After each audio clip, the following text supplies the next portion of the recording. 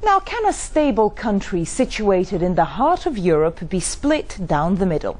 The people of Belgium are beginning to wonder if that outcome, which used to be difficult to imagine, could now become a reality. And much of the crisis is down to the inability of political leaders there to form a government. Well, there's always been a very clear divide between North and South, with the Dutch-speaking Flemish living in the north and the French-speaking Walloons in the south. The capital, Brussels, where most people speak French, is in the north, and the man who leads the biggest party and the would-be Prime Minister, Yves Le Terme, is proposing that more power be devolved to it. As Tanya Page reports now from Belgium, that has heightened fears that the country could be accelerating towards a split. Belgian politics is a bit of a sticky mess at the moment in this small nation of 10 million people, famous for chocolate, beer and Tintin. Many are asking what exactly it means to be Belgian. Almost exactly half of all Belgians are French-speaking Walloons, the rest Dutch-speaking in Flanders, where Flemish separatists say there's only one real solution. The two people have no common point. That they have self-interest on both sides, and that they have totally different views of all the problems, and they have a different point of view, and they won't give in on. I mean, someone is going to have to compromise, and a compromise, the so-called famous Belgian compromise, is always a lousy compromise, because it's always at the expense of the Flemish.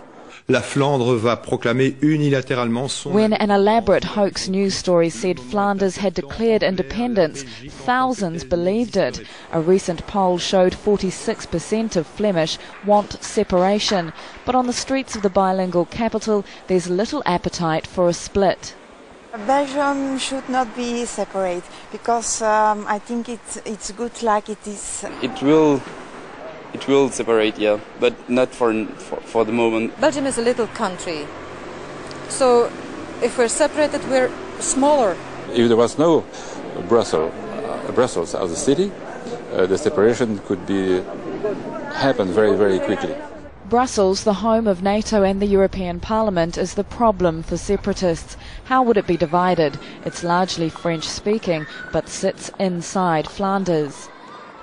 This is Belgium's parliament, where politicians have been arguing for more than 100 days over how to form a coalition government. It may sound like a long time, but over the years, Belgians have learned to be patient. In 1988, a government was formed after 150 days of debate.